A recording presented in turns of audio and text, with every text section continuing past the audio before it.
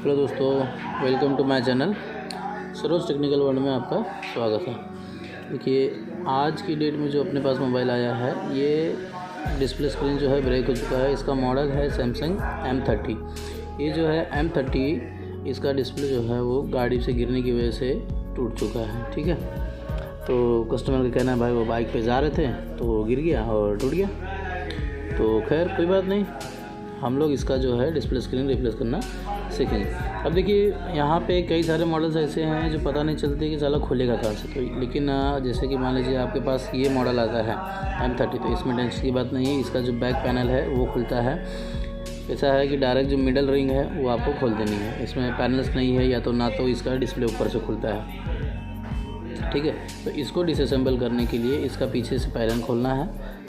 फिर उसके बाद मदरबोर्ड वगैरह जो भी आपको खोलना है वो खोलिए, फिर डिस्प्ले स्क्रीन खोलिए। तो ये मेथड है इसका।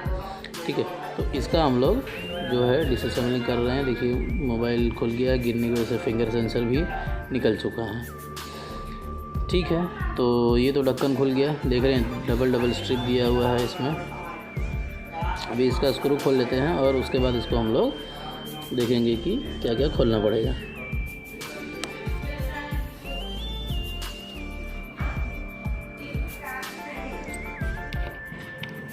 देखिए, डिस्प्ले स्क्रीन चेंज करने के लिए हमें खाली ये जो पैनल्स वगैरह लगे हैं खाली वही खोलने हैं। पूरा मदरबोर्ड वगैरह हर चीज़ खोलने की ज़रूरत नहीं है, बैटरी निकालने की ज़रूरत नहीं है। खाली बैटरी का जो कनेक्शन है वो हम लोग निकाल देंगे तो हमारा काम हो जाएगा।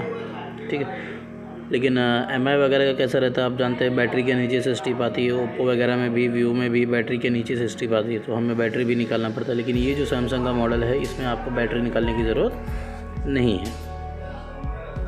तो इसका कैसा है कि ऊपर का ये जो फ्रेम, देखिए ये फ्रेम निकाल दिया, ये 3 कनेक्शन आपको दिख रहे हैं। फिर नीचे का भी ढक्कन निकाल लीजिए, फ्रेम निकाल दीजिए। ठीक है, ये हो गया हमारा, निकल गया।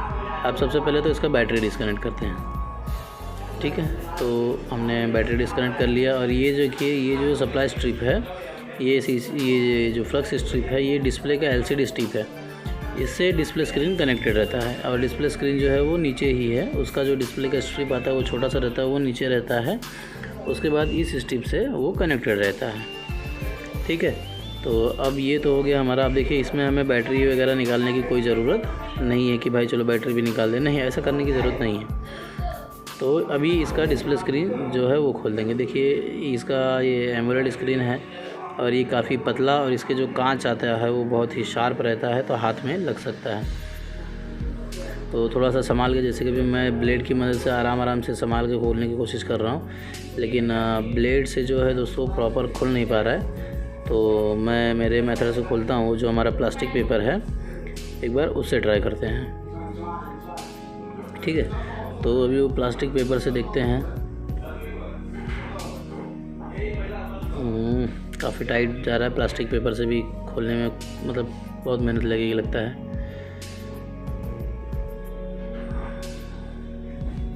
प्लास्टिक पेपर से भी खुल पाना थोड़ा मुश्किल है। तो मुश्किल नहीं, मतलब अब उसको गरम वगैरह करो, गरम वगैरह करके फिर खोलना पड़ेगा।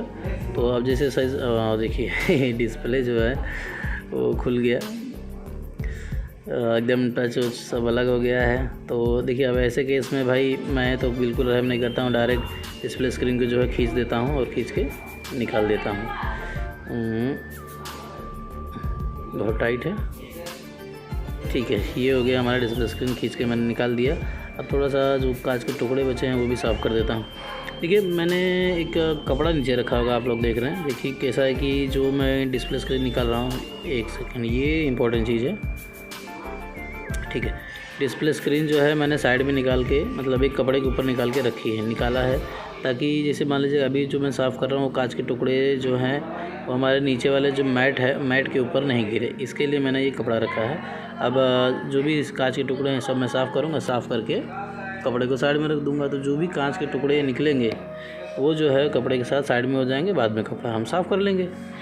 तो इसमें ऐसा ज़रूरी नहीं कि आप भी ऐसा ही करो, लेकिन क्या है, ऐसा करने से एटलीस्ट जो कांच का टुकड़ा है वो हमारे हाथ वगैरह में नहीं लगे। क्योंकि अभी मैं ये कपड़ा हटा दूँगा, कपड़ा हटाने के बाद सारे कांच के छोटे छोटे जो भी टुकड़े होंगे वो सब साइड में हो जाएंगे। तो अपने एटलीस्ट ये अपनी पर्सनल सेफ्टी के लिए मैं इस तरह से कर रहा हूँ। बाकी आपको जैसा सूटेबल लगे आप कर सकते हो। ठीक है, देख रहे हैं नीचे एकदम साफ़ सुथरा है, कोई कांच का टुकड़ा नहीं है, कोई धूल मिट्टी नहीं है, कोई कुछ नहीं है। अब थोड़ा सा जो ग्लूइंग बचा हुआ है उसको भी हम ब्लेड की मदद से खरोच करके निकाल देंगे, जैसा कि मैं हमेशा निकालता हूँ ब्लेड से, या फिर जो मेरा ग्लू रिमूवर मशीन है मैं उसकी मदद से ही निकालता हूँ। लेकिन जब कभी मान लीजिए कि ग्लू रिमूवर मशीन चलने के लायक नहीं रहे, कि वहाँ पे इतना ग्लू नहीं है कि आप मशीन से निकाल सको, तो मैं बेसिकली चिमटी और इस ब्लेड का यूज करता हूँ। उससे क्या है ना, एटलीस्ट ब्लेड से फटाफट निकल जाता है और प्रॉपर तरीके से निकल जाता है, तो ज़्यादा मेहनत भी नहीं लगती ब्लेड से निकालने में। देख रहे, ज़्यादा मेहनत भी करने की ज़रूरत नहीं है और एकदम अच्छे से निकल जाता है, कोई अपने को ज़्यादा कुछ खास मगजमारी नहीं करनी पड़ती है। और जैसा कि आप लोगों को पता है कि मैं जो है, मेरा जो तरीका है, मैं डिस्प्ले स्क्रीन पहले फ़िट नहीं करता हूँ, डिस्प्ले स्क्रीन में बाद में फ़िट करता हूँ, पहले सारी चीज़ें मैं फ़िट कर लेता हूँ वो। तो अब मैं इस मॉडल में देखता हूँ, क्योंकि देखिए कैसा है, कनेक्टर तो बहुत छोटा दिया हुआ है, तो जो मेरा वे है मैं उस वे से इस मॉडल में कर पाऊँगा कि नहीं वो मैं देखता हूँ। ठीक है, तो वो भी मैं चेक करूँगा कि भाई जो मेरा मेथड है, जो मेरा रेगुलर तरीका है, मैं उस तरीके से इसमें काम कर पाता हूँ कि नहीं। अगर नहीं होता है तो जो अपना दूसरा वे है, जिसे आप लोग या नॉर्मली कोई भी फिट करता है, आप उस हिसाब से फिट कर देंगे, क्या फ़र्क पड़ने वाला है। ठीक है, तो ये स्ट्रिप हमने लगा दी है। अब जो है डिस्प्ले स्क्रीन, उसको भी पहले चेक कर लेते हैं। तो अभी मैंने मार्केट से जो है एक डिस्प्ले स्क्रीन लाई हुई है, तो जो मार्केट वाले डिस्प्ले स्क्रीन है मैं उसको चेक कर लेता हूँ कि वो जो है परफेक्टली वर्क कर रही है कि नहीं।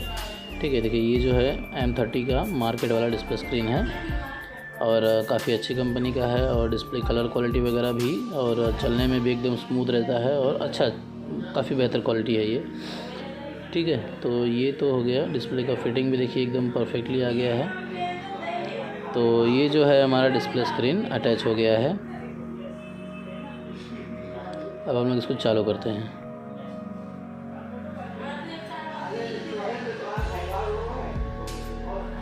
देखो सैमसंग M30s हमारा जो डिस्प्ले स्क्रीन है वो चालू हो गया है।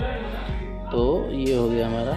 अब देखिए सैमसंग M30 और सैमसंग M30s, ये जो दो मॉडल हैं, ये दोनों मॉडल के डिस्प्ले स्क्रीन जो है मार्केट वाले जो है वो यूनिवर्सल आते हैं। दोनों display screen same to same है।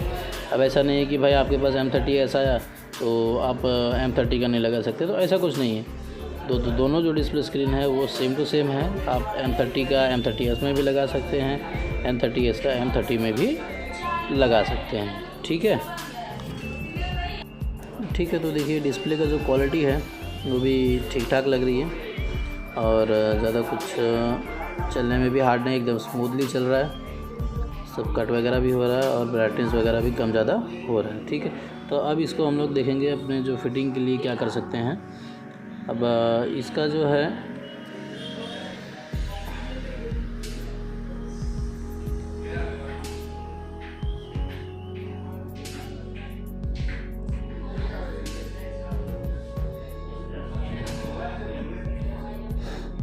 इसका थोड़ा सा कैमरा वगैरह जो है वो क्लीन कर लेते हैं, क्योंकि हो सकता है डस्ट वगैरह, धूल मिट्टी वगैरह लग जाए तो दिक्कत हो सकती है। अगर मान लीजिए कैमरा क्लीन नहीं हुआ तो फिर आप मोबाइल खोलिए, फिर जो कैमरा निकालिए, फिर जाके साफ़ करिए, तो ऐसा ना हो। इसके लिए कैमरा खोल के पहले साफ़ कर लेते हैं। और जो हमने जाली जो इम्पोर्टेंट चीज़ रखी थी वो है एयरबड्स, जो अपने को फ़ोन पे आवाज़ आती है फ़ोन पे बात करने के वक्त, उसके लिए जो एयरबड्स है, ताकि धूल मिट्टी जो है कैमरे में ना जाए या अंदर स्पीकर में ना जाए, ये उसकी सेफ्टी के लिए है।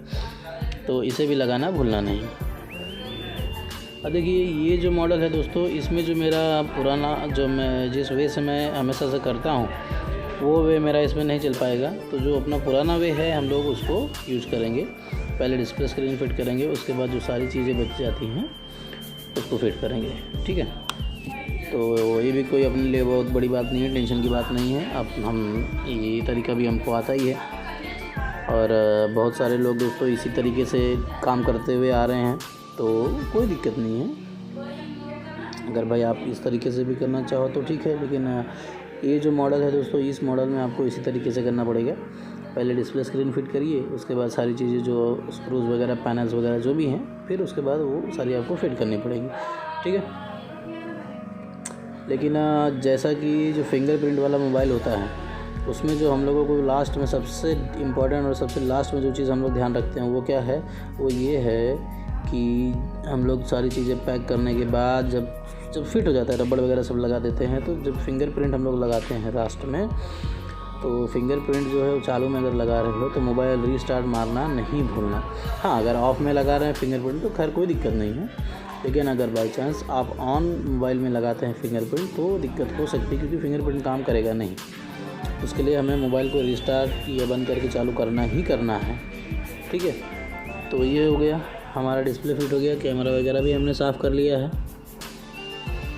तो अब बारी है सारे पैनल्स और स्क्रूज़ की, तो वो भी फिट कर लेते हैं।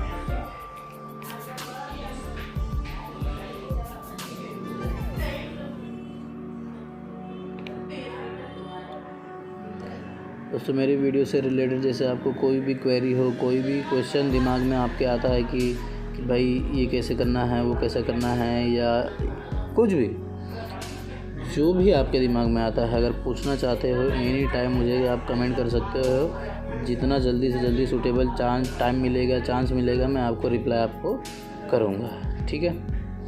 तो बने रहो ऐसे ही, जो भी आपको डाउट्स है आप मुझसे पूछ सकते हो। देखिए, मोबाइल तो मैंने अभी चालू करके रखा है, ठीक है। अब मैं चालू में जो है फिंगर सेंसर लगा रहा हूँ, तो ऐसे में क्या है, फिंगर सेंसर अपना वर्क नहीं करेगा, तो इसके लिए हमें मोबाइल को एक बार बंद करके चालू करना ही करना है, ठीक है। अब देखिए, यहाँ पे सबसे इम्पोर्टेंट चीज़, सारी चीज़ें मैंने फिट कर ली है। अब रह गया है अपना जो रियर कैमरा में जो मेन कैमरा है अपना, उसको एक बार लास्ट में सबसे एंडिंग में उसको क्लीन करना है, क्योंकि पहले आप क्लीन कर दोगे तो आपको दोबारा क्लीन करना पड़ सकता है। क्योंकि मान लीजिए कि भाई आपने पहले क्लीन कर दिया और काम करते वक्त अगर ज़रा सा भी आपका हाथ लग गया तो लेंस वापस धुंधला हो सकता है। तो इसके लिए जो मेन कैमरा रहे उसको सबसे लास्ट में सबसे एंडिंग में क्लीन करने का, और जो बैक पैनल पे जो ग्लास लगा रहता है उसको देख लीजिए उस पर डस्ट वगैरह है कि नहीं। तो जैसा कि मैंने फूंक मार के जो थोड़ी बहुत डस्ट दिख रही थी वो मैंने हटा दी है वहाँ से, और ये जो है हमारा मोबाइल पैक हो रहा है। तो ये हो गया, हमारा मोबाइल पैक हो गया है।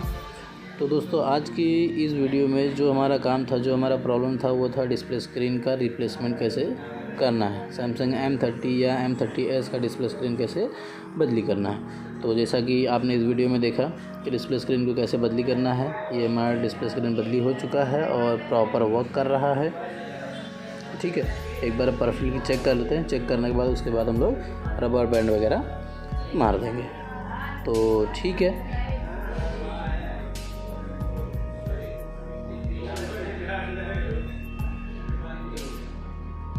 देखिए नंबर्स वगैरह भी डायल परफेक्टली हो रहे हैं, एकदम प्रॉपर तरीके से हो रहे हैं ना। जैसा कि भाई कभी कभी होता है एक दबाव तो दो दब जाता है या कुछ ऐसा, तो ऐसा हमारे डिस्प्ले स्क्रीन में नहीं हो रहा है। तो जो हमारा डिस्प्ले स्क्रीन है वो परफेक्टली वर्क कर रहा है। तब जो थोड़ा बहुत एक्स्ट्रा ग्लू निकला रहेगा आप उसको भी साफ़ कर सकते हैं।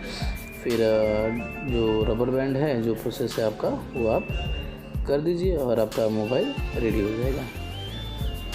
देखिए, मैंने चारों तरफ से प्रेस करके जो ग्लू अंदर ज़्यादा थे वो मैंने निकाल दिए हैं, और उसके बाद मैं इसको क्लीन कर दे रहा हूँ, ताकि जो एक्स्ट्रा ग्लू बाहर अगर निकल रहे हैं भाई तो वो बाद में सूख के कड़क होके गंदा नहीं दिखे। इसके लिए मैंने हल्का हल्का प्रेस करके ग्लू जो है वो मैंने निकाल दिया है। तो ऐसे में क्या है, एटलीस्ट थोड़ी साफ़ सफाई रहती तो अच्छा लगता है, खुद के लिए भी अच्छा लगता है, और सबसे बड़ी बात है दोस्तों कस्टमर को भी बहुत अच्छा लगता है,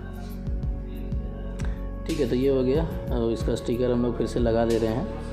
उसके बाद रबर बैंड वगैरह लगा के हमारा मोबाइल यूज करने के लिए रेडी हो जाएगा। तो फिर 1 घंटे के बाद रबर निकाल दीजिए, आपका काम पूरा हो जाएगा। तो ठीक है, तो मैं चलता हूँ दोस्तों, फिर मैं आपसे मिलूँगा अगले वीडियो में।